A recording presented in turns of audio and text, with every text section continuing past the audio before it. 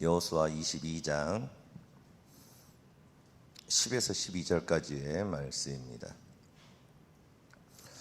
우리 찾으셨으면 함께 봉독하도록 하겠습니다. 르우벤 자손과 므낫세 반 지파가 가나안 땅 요단 언덕가에 이르자 거기서 요단가에 제단을 쌓았는데 보기에 큰 제단이었더라. 이스라엘 자손이 들은즉 이르기를 르우벤 자손과 갓 자손과 므낫세 반 지파가 가나안 땅의 맨 앞쪽 요단 언덕가 이스라엘 자손에게 속한 그쪽에 제단을 쌓았다 하는지라. 이스라엘 자손이 이를 듣자 곧 이스라엘 자손의 온 회중이 실로에 모여서 그들과 싸우러 가려 하니라. 아멘. 오늘 여호수아 22장의 말씀을 가지고 순종을 통해 하나님의 자리에서 내려오자, 순종을 통해 하나님의 자리에서 내려오자 라는 제목으로 은혜를 나누도록 하겠습니다.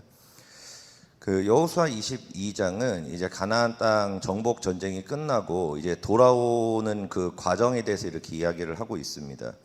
그래서 하나님께서 하신 그 명령에 따라 여호수아 1장에서 하셨던 그 명령에 따라서 이제 르우벤 갓 므낫세 반 지파의 군사들이 이제 서쪽 땅을 가나안 땅을 점령하고 그 다음에 이제 본인들의 영토인 동쪽 땅으로 돌아가는 그 과정에 대해서 이렇게 말씀하고 있습니다.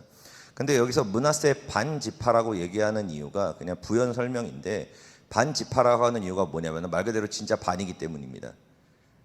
전쟁을 치를 때 므낫세 지파의 절반은 동쪽에 남았고 절반은 서쪽으로 쳐들어갔거든요. 그래서 서쪽 땅도 분배를 받아서 결국에는 므낫세 지파는 다른 지파와 다르게 서쪽 므낫세 지파, 동쪽 므낫세 지파라고 이렇게 땅을 두 개를 분배를 받았습니다. 그래서 여기서 본문에서 나오는 게 결국에는 그렇게 얘기하는 거예요. 므낫세의 절반, 지파의 절반이다. 그래서 반지파라고 이렇게 얘기를 합니다. 뭐 그게 중요하진 않습니다. 그냥 그렇다고요. 중요한 건 아닙니다. 뭐 이거 안다 그래가지고 달라지는 것도 없고, 아무튼 그러나 그냥 그렇다는 겁니다. 자, 아무튼 이렇게 전쟁을 마친 다음에 이제 여호수아의 축복을 받고 그 다음에 이제 그 두 지파 반의 그 사람들이 이제 다시 분배된 그 고향으로 돌아갑니다. 그런데 그 돌아가는 과정 가운데서 문제가 생긴 것이 바로 오늘 본문의 말씀입니다. 뭐냐면 10절에 이렇게 얘기합니다. 르우벤 자손과 므낫세 반 지파가 가나안 땅 요단 언덕가에 이르자 거기서 요단가에 제단을 쌓았는데 보기에 큰 제단이었더라. 아멘. 그러니까 그들이 허락받지 않은 제단을 세웠다는 것입니다. 예전에 하나님께서 말씀하지 않은 제단을 함부로 자기들을 위해 세웠다가 거의 4만 명에 달하는 사람들이 이렇게 연병으로 죽고 저주를 받았던 사건이 있었습니다. 그러니까 다른 이제 9지파 반에 있는 사람들이 놀란 거예요. 아니 그들이 갑자기 왜 돌아와가지고 하나님께서 허락하지 않은 제단을 세웠냐. 저들이 제단을 쌓음으로 인해 가지고 잘못된 제단을 쌓음으로 인해서 그때 연병이 돌아서 모든 지파의 사람들이 피해를 입었던 것처럼 우리가 이제 저주를 받을 수 있겠다, 심판을 받을 수 있겠다. 그러니까 저들을 빨리 싸우러 가서 저들을 이제 물리쳐야 된다, 빨리 없애버려야 된다. 안 그러면은 그 저주가 우리 모두한테 퍼질 거다. 그래가지고 오늘 본문 내용이 저들이 쌓지 말아야 할 제단을 쌓았다, 자기 마음대로. 그래가지고 이제 그 하나님의 심판과 그 진노가 오기 전에 빨리 저들을 없애버려야 된다라면서 싸우러 가자라고 한 게 오늘 본문의 내용입니다. 근데 그 굉장히 싱겁게 끝납니다, 이 사건은. 왜 그러냐면은 그들이 제단을 굉장히 크게 쌓아가지고 그게 제단인 줄 알았습니다. 그런데 막상 거기를 가가지고 이렇게 지파의 대표들을 가서 보니까 그게 제단이 아니었던 거예요. 제단이 아니라 그냥 기념비였던 겁니다. 하나님께서 우리와 함께하고 우리의 후손들도 하나님과 함께하기를 바란다, 우리가 하나 되기를 바란다라는 마음으로 세웠던 그냥 기념비였던 거예요. 그러니까 우리가 오해했구나, 야 이거 좋은 의도였네, 할렐루야 하나님 감사합니다, 그러고 그냥 돌아갑니다. 그게 22장의 내용이에요. 22장의 내용입니다. 그러니까 쌓았는데 쳐들어갔는데 오해였다, 다행이구나, 할렐루야 하면서 끝난 게 오늘 내용이라는 겁니다. 해프닝으로 끝났습니다. 그렇다면 이 여호수아 22장의 말씀을 통해서 하나님께서 우리에게 가르쳐주고 싶은 것이 무엇일까요? 그래서 저도 이 말씀을 보면서 너무 싱겁게 내용들이 끝난 거예요. 그래서 굉장히 고민을 많이 했습니다. 이게 도대체 그러면은 결국에는 몇 가지의 의도가 있는데, 그러면은 거기서 찾은 의도가 결국에는 뭐냐면은 순수하고 좋은 의도로 한 일이 다 좋게 풀리진 않는다. 좋은 의도로 했지만 그것이 오해가 될 수 있고 잘못될 수 있다. 뭐 그러기 때문에 뭐예요? 소통을 잘하자. 왜냐하면 가가지고 서로 오해를 풀었잖아요. 대화를 통해 가지고 소통을 잘하자. 그러고 나서 교회에 있는 형제들을 배려하자. 그리고 나서 서로 이렇게 은혜를 나누면서 축복을 나누는 공동체가 되자. 왜냐하면 그들이 그 재단이 아니라 그 기념비를 쌓았던 이유가 본인들이 그쪽 서쪽 땅에서 그렇게 열심히 전쟁을 하고 희생을 한 거죠, 어떻게 보면은. 그런데 그 약간 그 미적지근했던 거예요, 대가가 어떻게 보면은. 그러다 보니까 후에 이제 후손이 지나갔을 때 본인들의 이 모든 헌신과 이것들이 잊혀져서 그들이 우리를 잊어버릴까봐 세운 게 그 기념비를 세운 겁니다. 그러니까 기념비 세우기 전에 섭섭하지 않게 서쪽에 있는 9지파 반이 좀 잘 해줬으면은 그 동쪽에 있는 2지파 반이 그걸 굳이 안 세웠지 않냐. 그러니까 형제들이 함께 우리가 헌신에 나아갈 때는 서로를 이렇게 섭섭하지 않게 서로 이렇게 잘 이렇게 해야 된다. 이렇게 결론이 나오더라고요. 그래서 제가 이게 맞나 해가지고 제가 강해들을 찾아봤습니다. 강해들도 찾아보고 그 유튜브에 올라와 있는 설교들도 이렇게 좀 찾아봤습니다. 그런데 역시나 성령님은 하나이신지라 다 같은 내용이더라고요. 그러니까 다른 목사님들도 뭐 다 이런 내용을 얘기를 하는 겁니다. 그래가지고 제가 이거 해가지고 이렇게 강해서 설교를 하면 그래 그러면은 여러분 결론은 이거죠. 여러분 일은 있지 않습니까? 순수하게 한다고 다 좋은 일이 아닙니다. 그렇기 때문에 우리는 서로 대화를 나누고 소통을 잘 하고 그러거나 서로를 배려하며 살아야 된다. 이런 결론 아닙니까? 우리가 얻을 수 있는 게. 뭐 여러분 근데 이거 안다 그래가지고 대단한 변화가 있습니까? 대단한 변화가 있습니까? 저희가 설교를 준비하면서 그 생각이 갑자기 들었습니다. 갑자기 들었다는 거예요. 이거를 안다고 뭐가 달라지지? 이거를 안다고 뭐가 달라질까라는 생각이 갑자기 들었었습니다. 여러분, 지금은 글로벌 시대 아닙니까? 글로벌 시대고 어떻게 보면 인터넷 시대입니다. 그래서 옛날과 비교도 안 되는 수많은 정보들이 우리한테 들어옵니다. 예전에는 우리 교회가 항상 모든 사람들은 우리 교회가 최고라고 생각을 했습니다. 그리고 우리의 집이 그냥 최고다라고 생각을 했죠. 왜 그러냐면은 알 수 있는 게 없어요. 정보가 없습니다. 그러다 보니까 그냥 내가 모태신앙부터 다녔던 교회가 그냥 내가 죽을 때까지 다니는 교회고, 그리고 우리 목사님이 그냥 우리 목사님이고, 내 교회가 그냥 내 교회입니다. 그래서 그냥 한 교회에서 자라서 그냥 한 교회에서 돌아가시는 분들이 어마어마하게 많았습니다. 이사를 가기 전에는요. 그런데 지금은 어떤 시대입니까? 대이동의 시대가 되었죠. 대이동의 시대가 되었습니다. 왜 그렇게 되었냐면은 그 코로나를 통해서 그게 훨씬 더 강해졌죠. 왜냐하면 수많은 목사님들의 설교를 들을 수 있게 되었기 때문입니다. 비교를 할 수 있었기 때문에 그렇습니다. 그러다 보니까 이제는 그 말 그대로 대한민국에서 가장 설교를 잘하는 분이 누군가, 그리고 가장 유명한 분이 누군가, 가장 성경 강해를 잘하시는 분이 누군가를 우리가 알 수 있습니다. 그리고 그분의 설교를 골라 들을 수가 있어요. 그러니까 영원히 듣지 못할 수 있었던 엄청난 은혜의 말씀들, 막 심령을 폐부를 막 확 도려내는 것 같고 막 우리의 길을 열어주는 것 같은 어마어마한 설교들을 우리는 지금 너무나 쉽게 들을 수 있습니다. 그리고 예전에는 우리가 그냥 저런 위대한 분이 있었었지라고 생각했던 위인 같은 분들의 과거 설교도 들을 수가 있어요. 여러분, 오카노 목사님이 얼마나 유명한 분입니까? 근데 여러분, 그분 설교 우리가 어떻게 듣습니까? 돌아가셨는데. 근데 유튜브에서 오카노 목사라고 딱 치면은 그분이 옛날에 했던 명설교들이 쫙 나옵니다. 여러분, 그거 한번 들어보시기 바랍니다. 야, 대단합니다. 저래서 저분이 저렇게 거장이었구나. 조용기 목사님 옛날 설교들도 어마어마하게 많습니다. 들어보시기 바랍니다. 그러면은 정말로 날선 검과 같습니다. 야, 이래서 대한민국을 흔드셨구나. 야, 이래서 그렇구나라고 우리가 정말 감탄하고 감동을 받을 수 있는 어마어마한 설교들이 유튜브를 통해서 나타나고 있습니다. 그리고 여러분, 외국에 있는 유명한 목사님들, 여러분 번역까지 해서 한국에 들어와요. 야, 대단합니다. 어마어마합니다. 들으면은 어떻게 이런 설교를 할 수 있을까? 와, 어떻게 이런 깨달음을 얻을 수 있을까? 정말로 감격을 넘어서 전율이 흐를 정도의 설교들이 어마어마하게 많습니다. 타자 몇 번만 치면 싹 나옵니다. 여러분, 그런데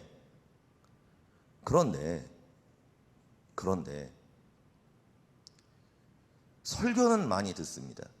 은혜로운 것들은 너무나 많아요. 그러나 여러분, 그리스도인들을 지금 뭐라고 얘기합니까? 긍정적으로 반응합니까? 사람들이 부정적으로 반응합니까? 어마어마하게 부정적으로 반응하죠.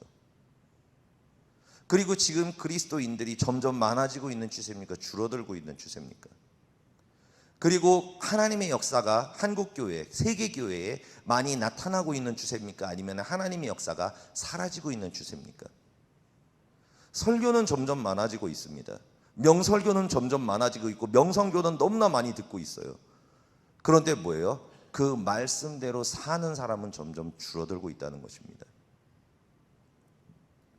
여러분, 과거에 수많은 역사가 일어났습니다. 한국교회에 기적이 일어났습니다. 우리는 그 기적을 본 부모님을 보면서 자라온 세대입니다. 하나님의 살아계심을 눈으로 본 세대입니다. 그런데 그것이 이제 없어지고 있죠. 그런데 옛날에 있는 그 분들이, 여러분, 과거에 있는 분들이 명설교를 들은 분들이 얼마나 있었겠습니까? 명교회, 명목사님의 밑에서 자란 분들이 얼마나 있었겠습니까? 그러나 여러분, 과거에는 하나님의 역사가 굉장히 강력하게 일어났습니다.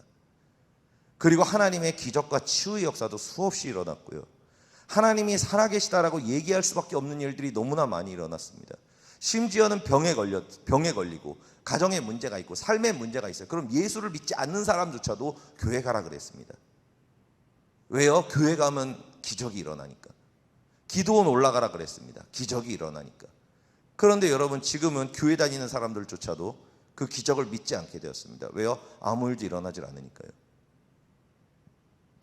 여러분, 왜 반대로 우리는 말씀의 홍수에 살아가고 있는데 빛은 점점 꺼져갈까요? 그 이유는 뭐냐면은 본질을 잃어버렸기 때문입니다. 본질을 잃어버렸다는 것입니다. 예레미야 9장에 보면은 그 여호수아 때 그렇게 하나님께 충성했었고 하나 되었고 하나님의 말씀과 그 계명으로 무장했고 가나안 땅을 정복했던 그 위대한 그리스도인들이 아니죠, 이스라엘 백성들이 완전히 타락한 모습을 보여줍니다. 그들의 다음 세대가 완전히 무너진 것을 보게 됩니다. 여러분, 말씀이 없었을까요? 율법이 사라졌을까요? 하나님의 말씀이 선포되지 않았을까요? 예배가 사라졌을까요? 예배도 그대로 있었고요.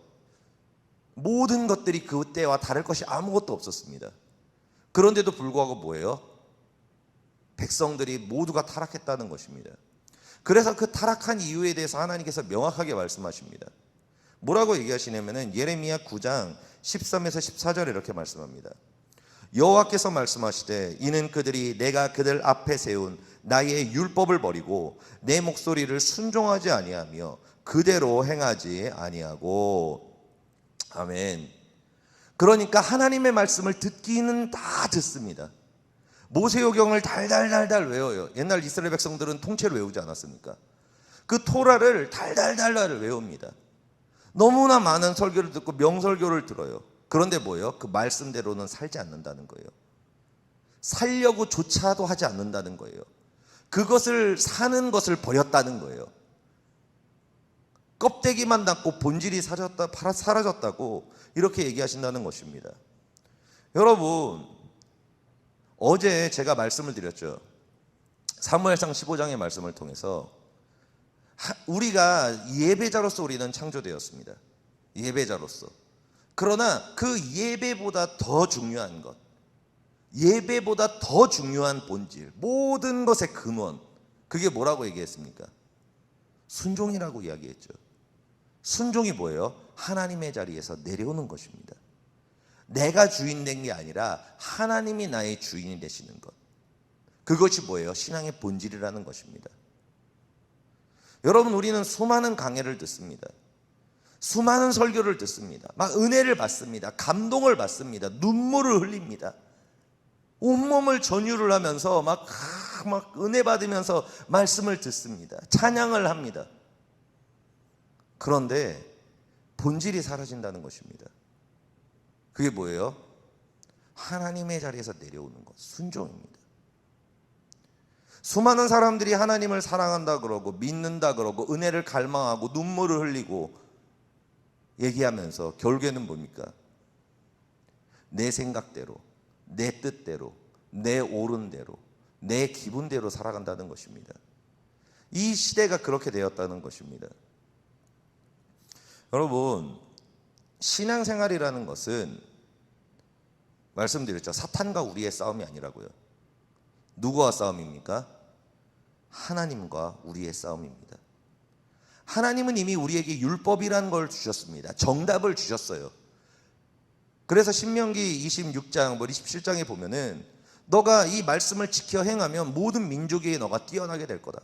네가 어디를 가든 그 근원의 축복을 받고 너의 가정은 화목해지고 너의 가정과 너의 자녀는 모든 이 땅과 근원의 복과 하늘과 땅의 복을 받을 거다. 그리고 너와 함께하는, 심지어 너와 함께하는 그 집안의 그 그릇, 음식을 담는 그릇조차도 복을 받을 거다. 너가 만지는 선풍기를 만지면 이 선풍기를 잡은 사람조차도 복을 받을 거다. 그렇게 이야기하셨습니다. 어떻게 하면요? 율법을 지켜 행하면, 하나님의 자리에서 내려와서 그 말씀에 무릎을 꿇으면입니다. 그런데 반대로 뭐예요? 너가 내 말씀에 순종하지 아니하면,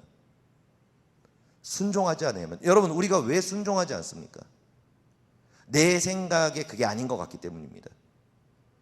내 감정이 그것을 아니라고 생각하기 때문입니다. 하기 싫기 때문입니다. 우리는 그렇게 얘기하죠. 효율을 얘기합니다. 효율과 비효율, 옳고 그름을 얘기합니다. 여러분, 우리는 영적 전쟁을 하고 있는 존재들입니다. 전쟁에서는 지휘관의 명령은 절대적입니다.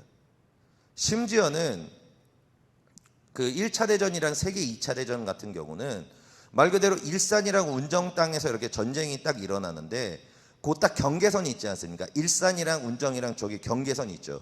그 경계선에서 그 한 지역의 전쟁으로 인해 가지고 죽은 사람이 100만 명이 넘습니다.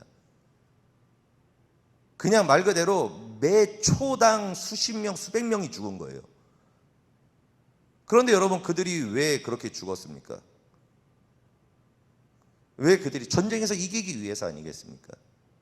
그래서 지휘관이 명령을 하고 그 명령에 따라 나가서 결국에는 공산주의는 무너졌고, 그리고 이제 민주주의가 세계를 이렇게 하면서 종교의 자유가 전 펴지고, 그리고 하나님의 나라가 또 이렇게 전 세계적으로 세워지는 일들이 있지 않았습니까? 우리가 어떤 전쟁을 치를 때 제일 중요한 게 뭐냐면은 순종입니다. 뭐 세상의 지휘관들은 잘못된 얘기를 한다 그러지만 하나님께서는 우리에게 정확한 것을 얘기하십니다. 그리고 우리는 그 명령에 따라서 뭐예요? 나아가는 것입니다. 그러면은 내가 생각하기에 효율적이지 않을 수 있습니다. 비효율적일 수가 있죠. 내가 생각하기에 옳지 않을 수가 있습니다. 왜냐하면 내가 거기로 가면 반드시 죽을 거거든요. 로마서에 나오는 사도 바울의 그 얘기도 마찬가지 아닙니까? 너가 로마 가면 죽을 거다. 그런데 하나님은 뭐라고 말씀하세요? 로마 가서 죽어라 그럽니다. 예수님께서 십자가에 달리시면은 골고다 예루살렘에 들어가면 죽으십니다. 그런데 하나님은 뭐라 그래요? 예루살렘으로 들어가서 죽어라 그럽니다. 여러분, 우리의 생각과 하나님의 생각이 다를 때가 너무나 많이 있습니다. 내가 생각하기엔 비효율적이고요. 내가 생각하기엔 이건 좀 아닌 것 같고요. 내가 생각하기에는 이거는 좀 하면서 정말로 납득도 안 되고 이해도 안 되고 아무것도 안 됩니다. 근데 하나님께서는 말씀하시는 거예요. 순종해라라고 얘기합니다. 너의 위치를 지켜서 거기서 그냥 죽으라고 얘기를 합니다. 그런데 그 순종 뒤에는 뭐가 있어요? 부활이 있습니다. 생명이 있습니다. 다음 세대의 열매가 있다는 것입니다. 여러분, 말씀을 많이 듣는 것은 그렇게 중요하지 않습니다. 과거에 우리의 믿음의 선진들은 좋은 말씀을 들었다고 하나님의 기적의 역사가 나타난 게 아닙니다. 그들이 기적을 체험했고 그들의 삶의 역사가 있었고 지금 우리의 세대가 이렇게 나타날 수 있었던 이유는 뭐예요? 그들의 마음 가운데 순종이 있었기 때문입니다. 목사님이 좋던 안 좋던 순종했고요. 내 부모가 좋던 안 좋던 순종했고요. 그냥 순수하게 그 마음에는 순종이라는 핵심의 그 마음이 있었습니다. 그러니까 뭐예요? 좋지 않은 환경이었어도, 좋지 않은 관계였었어도 그 순종을 통해서 하나님이 뭘 하신 거예요? 그거를 씨앗 삼아서 열매를 맺고 생명을 맺게 하신 겁니다. 우리의 모든 신앙은 처음부터 끝까지 무엇이냐? 순종입니다. 순종의 싸움입니다. 그리고 그 순종을 통해서 뭐예요? 하나님께서 우리를 하나님의 자리에서 내려오게 하시고, 우리가 하나님의 자리에서 내려올 때 우리의 모든 것들을, 내가 행해서 망가진 그 모든 것들, 내가 함으로 인해서 무너졌던 그 모든 것들, 그 모든 것들을 하나님께서 뭐예요? 회복시켜 주신다는 것입니다. 그래서 하나님께서 그렇게 얘기하시는 거죠. 내가 너의 집을 세우리라. 너가 지금까지 너의 힘으로 너의 집을 세우려 해서 결국에는 이 모든 하나님의 자리에 올라가서 너가 네 집을 세우려고 했지. 그래서 결국에는 다 망한 거 아니냐. 그런데 너가 하나님의 자리에서 내려왔구나. 나의 말에 순종하고 나의 위치를 지키고 나의 질서를 따라서 너가 내 율법과 계명에 순종했구나. 자, 이제는 너가 하는 것이 모두 무너졌으나 이제 내가 하겠다. 내가 너의 집을 세우겠다. 내가 너의 삶 가운데, 가정 가운데 내가 역사해서 그 모든 것들을 합력해서 선으로 바꿔주겠다. 너의 모든 환경이 죽게 되었냐? 내가 이제 살려주겠다. 너가 모든 것을 잃어버렸냐? 내가 너에게 다시 줘서 너를 부르겠다. 너의 앞에 아무것도 없게 되고 소망이 없게 됐냐? 내가 너의 소망이 되어주겠다. 그러면서 뭐예요? 모든 것을 회복시킨다는 것입니다. 그 모든 회복의 핵심이 뭐라고요? 순종이라는 겁니다. 순종이라는 거예요. 여러분, 우리는 항상 거기에 대해서 고민을 해봐야 됩니다. 내 삶의 주인은 누구인가? 나는 하나님의 말씀에 순종하는, 우리가 맨날 그렇게 얘기하죠. 내가 주를 위해 죽겠습니다. 나는 주를 위해 십자가를 지겠습니다. 그런데 여러분, 십자가 정말로 집니까? 십자가를 진다는 게 무엇입니까? 내가 죽는 걸 아는데도 하나님을 믿고 그 생명을 믿고 그 자리에 가서 죽는 거예요. 나아가는 겁니다. 그게 뭐예요? 순종입니다. 믿음을, 하나님을 믿는 믿음으로 말미암은 순종. 그런데 내 감정적으로 좀 아니라고, 이건 아니지 않습니까? 그러면서 때려쳐버리고 십자가 내던지고, 예수님께서는 십자가 지고 지금 골고다 언덕에 걸어가고 계신데, 나는 이건 좀 아닌 것 같습니다. 이해가 안 된다. 납득이 안 됩니다. 하나님 아버지, 이건 좀 아니지 않습니까? 그러니까 주님은 가십시오. 저는 푸른 초장에서 주님과 찬양하고 있겠습니다. 예수님은 저기서 십자가에 달려가지고 채찍에 맞고 계신데, 나는 푸른 초장에서 뭐예요? 내가 매일 기쁘게 이러고 있는 거예요. 여러분, 순종은 희생입니다. 순종은 내려놓는 것입니다. 뭐를 가지고요? 하나님을 향한 절대적인 믿음을 가지고 우리가 그 모든 것들을 내려놓고 나아가는 것입니다. 여러분, 비효율적이면 어떻습니까? 납득 안 되면 어떻습니까? 부족하면 어떻습니까? 또 잘못돼도 어떻습니까? 그것이 중요한 것이 아니라는 것입니다. 가장 중요한 것은 뭐예요? 하나님께서 무엇을 원하시냐입니다. 하나님께서 나에게 요구하는 것이 무엇이냐는 것입니다. 우리의 모든 신앙은 내려놓음의 싸움입니다. 내가 얼마나 내려놓느냐, 얼마나 주인의 자리에서 내려오느냐, 얼마나 주님께 나를 맡기느냐, 내가 얼마나 주님의 십자가를 지느냐. 우리가 그 순종과 그 하나님의 자리에서 내려옴, 그 믿음으로 나아갈 때 하나님께서는 우리를 통해서 일하실 것이고 우리의 집을 세우실 것입니다. 여러분, 많은 선교사님들이 자녀 교육을 시키지 못합니다. 자녀들을 그렇게 많이 신경 쓰지 못합니다. 그런데 그 선교사님들의 가정이 얼마나 위대하게 세워지는 걸 우리가 많이 보지 않습니까? 왜요? 그들이 자녀들을 교육을 잘 시켜서요? 그분들의 인성이 막 엄청나게 대단해서요? 아니에요. 그분들이 한 것은 단 한 가지입니다. 오직 하나님께 순종입니다. 그 순종으로 자신을 하나님께 내어 던진 겁니다. 그러니까 뭐예요? 하나님께서 자녀들을 만나주시고, 그냥 만나주시고, 하나님께서 그 자녀들에게 지혜를 부어주시고 만남의 축복을 주시고, 그 다음 세대들이 그렇게 아름답게 자라나는 것입니다. 내가 집을 세운 것이 아니라 하나님이 그 순종을 통해 하나님이 주인 되셔서 집을 세우셨기 때문입니다. 우리의 삶의 모든 것, 신앙의 모든 것, 그것이 바로 위치에 대한 순종, 그 순종임을 기억하고 우리가 많은 설교, 좋은 설교, 아니면 여러 가지의 그 모든 것들을 습득하려는 그런 것들이 아니라, 그거를 아무리 알면 뭐합니까? 순종이 제사보다 못합니다. 제사가 순종보다 못합니다. 어떤 수양의 기름도 하나님의 말씀을 듣는 것보다 못합니다. 우리의 마음 가운데 그 순종만이, 그 하나님의 자리에서 내려오는 그것이 우리의 중심 가운데에 골수까지 새겨지시기를, 그리고 그것이 우리의 신앙의 모든 것이고 중심이 되고 길이 되고 진리가 되고 가치관이 되고 그리고 기준이 되시기를 예수님으로 축복드립니다. 기도하시겠습니다. 할렐루야. 좋으신 아버지 감사합니다. 하나님 아버지, 주께서 우리에게 거룩한 말씀을 주시고 하나님 아버지 그 말씀과 하나 되게 해주시니 감사합니다.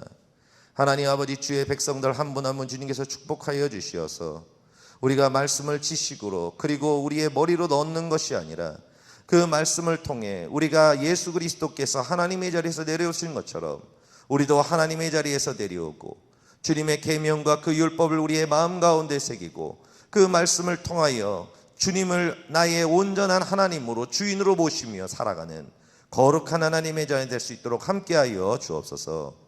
감사드리며 예수 그리스도의 이름으로 기도드립니다. 아멘. 주기도문 드리시겠습니다. 하늘에 계신 우리 아버지여, 이름이 거룩히 여김을 받으시오며 나라의 마옵시며 뜻이 하늘에서 이루어진 것 같이 땅에서도 이루어지이다. 오늘날 우리에게 일용할 양식을 주옵시고 우리가 우리에게 죄 지은 자를 사하여 준 것 같이 우리 죄를 사하여 주옵시고 우리를 시험에 들게 하지 마옵시며 다만 악에서 구하옵소서. 대개 나라와 권세와 영광이 아버지께 영원히 있사옵나이다.